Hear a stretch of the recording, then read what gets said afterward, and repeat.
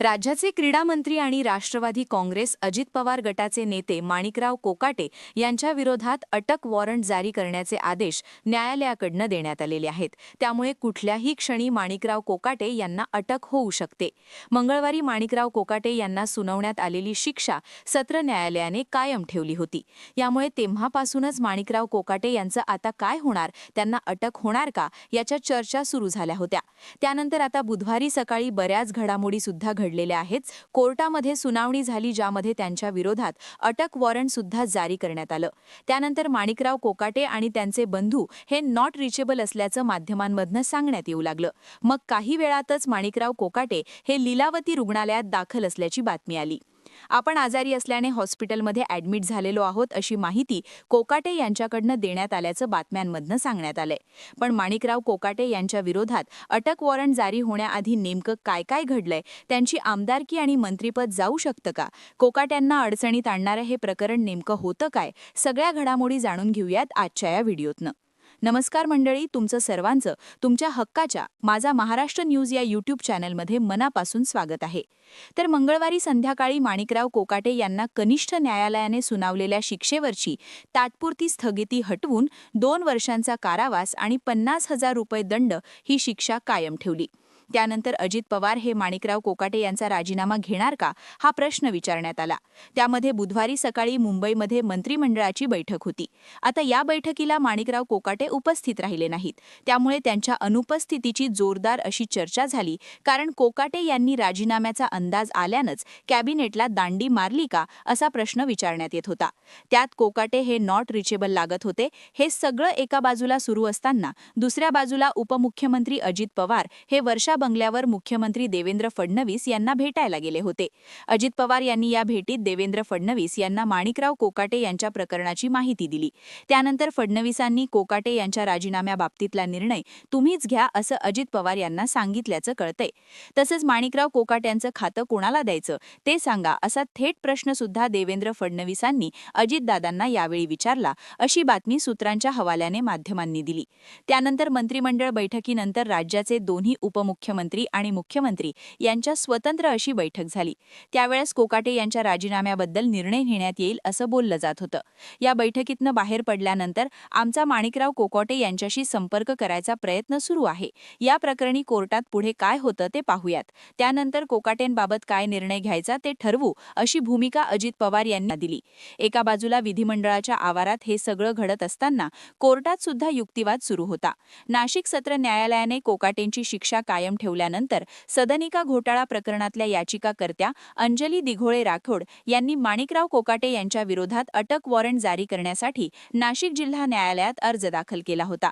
या अर्जावरती बुधवारी युक्तिवाद झाला।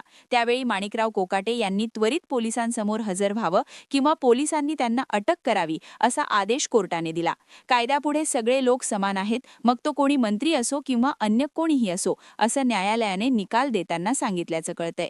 यावेळी माणिकराव कोकाटे यांचे वकील ॲडव्होकेट मनोज पिंगळे यांनी कोकाटे यांच्या विरोधातलं अटक वॉरंट टाळण्यासाठी जोरदार युक्तिवादही केला। कोकाटे यांच्या बाबतीत सहानुभूतीने विचार करावा, ते हॉस्पिटलमध्ये ॲडमिट आहेत, अशी बाजू पिंगळे यांनी मांडली। पण कोर्टाने मात्र माणिकराव कोकाटे यांनी कालच न्यायालयात हजर राहणं अपेक्षित होतं, पण ते काल सुनावणीला हजर राहिलेले नाहीयेत। यावरनं न्यायालयाने त्यांना फटकारलेलं सुद्धा आहे। याचिकाकर्त्यांच्या वकिलांनी जर कोकाटे ॲडमिट आहेत तर त्याबद्दलची कागदपत्र का सादर केली नाहीत, असा सवाल सुद्धा कोर्टाने विचारला। पण कोर्टाने अटक वॉरंट जारी करण्याचे आदेश दिल्यानंतर आता कोकाट्यांची अडचणी वागल्याचं दिसतं। कारण कोर्टाच्या निकालाची प्रत विधानसभा अध्यक्षांकडे गेल्यानंतर या प्रकरणात कारवाई काय होणार हे स्पष्ट होणार आहे। आता ज्यावरनं अटक वॉरंट निघालेलं आहे ते प्रकरण नेमकं काय होतं ते सुद्धा समजून घेऊयात। राज्यातल्या कमी उत्पन्न घटकातल्या नागरिकांना महाराष्ट्र शासनाकडनं मुख्यमंत्री कोट्यातनं अत्यल्प दरात सदनिका दिल्या जातात। या अल्प दरात मिळणाऱ्या सदनिकांसाठी अर्ज करणाऱ्या अर्जदाराच्या नावावर अन्य कोणतीही सदनिका नसल्याचं प्रतिज्ञापत्र आणि आवश्यक कागदपत्र सादर करणं बंधनकारक असतं। पण माणिकराव कोकाटे आणि त्यांचे बंधू यांनी 1995 मध्ये बनावट कागदपत्रांचा आधार घेतला आणि नाशिक शहरातल्या कॅनडा कॉर्नर भागात निर्माण झालेल्या न्यू अपार्टमेंटमध्ये मुख्यमंत्री कोट्यातनं प्रत्येकी एक अशा 2 सदनिका मिळवल्या, असा आरोप त्यांच्यावरती आहे। त्यात याच न्यू अपार्टमेंटमध्ये आणखी 2 सदनिका इतरांच्या नावावर असल्या तरी प्रत्यक्षात त्यांचा वापर कोकाटे कोकाटे बंधू करत असल्याचं सुद्धा तपासात समोर आलं होतं. आता या सगळ्या प्रकरणात दिवंगत माजी राज्यमंत्री तुकाराम दिघोळे यांनी 1997 मध्ये तक्रार दाखल केली होती. तेव्हापासूनच हे प्रकरण सुरू आहे.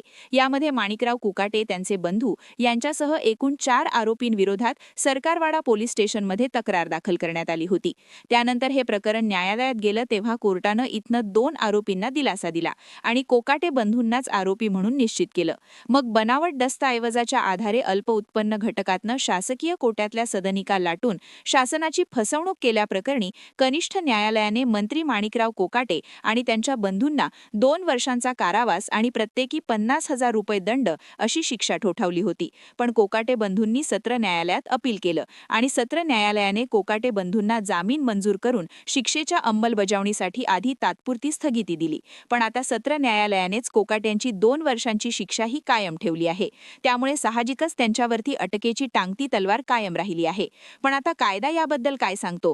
तर लोकप्रतिनिधी कायदा 1951च्या कलम 8(3) नुसार जर एखाद्या लोकप्रतिनिधीला न्यायालयाने 2 वर्ष किंवा त्यापेक्षा अधिक कालावधीसाठी शिक्षा सुनावली तर त्यांचं सदस्यत्व तात्काळ रद्द होतं आणि शिक्षा झाल्यापासून ती भोगल्यानंतर 6 वर्षांपर्यंत निवडणूक लढवण्यास अपात्र ठरतो. सोबतच या सदस्याला मतदान सुद्धा करता येत नाही. काँग्रेस आमदार सुनील केदार यांना नागपूर जिल्हा मध्यवर्ती सहकारी बँकेतल्या घोटाळ्यासंदर्भात न्यायालयाने 5 वर्षांच्या सक्त मजुरीची शिक्षा सुनावली होती. त्यामुळे त्यांचं विधानसभा सदस्यत्व रद्द होणार अशा चर्चा झाल्या. पण केदारांनी उच्च न्यायालयात धाव घेतली आणि कारवाई टळली. पण एखाद्या आमदाराला न्यायालयाने दोषी ठरवून शिक्षा दिली तर स्थानिक पोलीस त्याबाबतची माहिती विधानसभा अध्यक्ष किंवा सभापतींना कळवतात.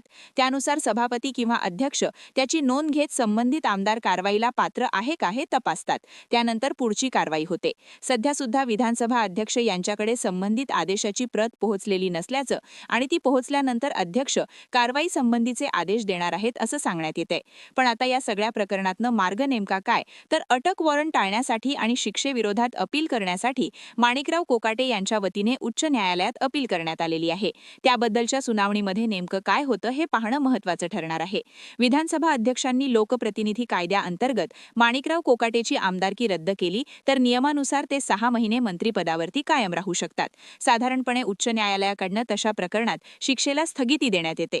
तर ही स्थगिती मिळाली नाही तर मात्र कोकाटेंकडे सुप्रीम कोर्टाचा सुद्धा पर्याय असू शकतो.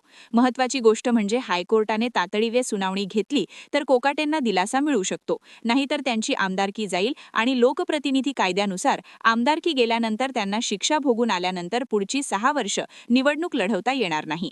नुसतीच आमदारकी रद्द झाली तरी मंत्रिपद मात्र 6 महिन्यांसाठी राहू शकतं. पण जर अटक झाली तर मंत्रिपद टिकेल का याची शक्यता सुद्धा कमीच दिसते. आता माणिकराव कोकाटे यांच्या वकिलांनी माणिकराव आजारी असल्याने शरण येण्यासाठी 4 दिवसांचा वेळ मागितला होता असा दावा माध्यमांशी त्यांनी बोलताना केलाय. पण आता कोकाटे थेट ॲडमिट झाल्यानं नेमकं काय होणार हे पाहणं महत्त्वाचं ठरणार आहे. सोबतच नाशिक पोलीस आजच मुंबईला अटक वॉरंट घेऊन येण्याची शक्यता असल्याची बातमी काही माध्यमांकडनं देण्यात येतेय. आता या संदर्भात जी माहिती समोर येतेय त्यानुसार हायकोर्ट या प्रकरणात आजच तातडीची सुनावणी घेण्याची शक्यता आहे. त्यामुळे सुनावणीत नेमकं काय होणार हे पाहणं महत्त्वाचं असणार आहे. दुसरीकडे माणिकराव कोकाटे हे सुद्धा सुनावणीनंतर राजीनाम्याचा निर्णय घेतील किंवा पक्ष त्यांच्या संदर्भात निर्णय घेईल अशी माहिती सुद्धा बातम्यांमधनं देण्यात येतेय. पण तुम्हाला काय वाटतं? माणिकराव कोकाटे यांच्या बाबतीत नेमकं काय घडेल? खरंच कोकाटेचं मंत्रिपद जाईल का? त्यांना अटक होईल का? या संपूर्ण प्रकरणाबद्दलची तुमची मतं आणि प्रतिक्रिया कमेंट बॉक्समध्ये लिहून कळवा आणि तुमच्या हक्काच्या माझा महाराष्ट्र न्यूज या YouTube चॅनलला नक्की सबस्क्राईब करा. तोपर्यंत मनापासून धन्यवाद.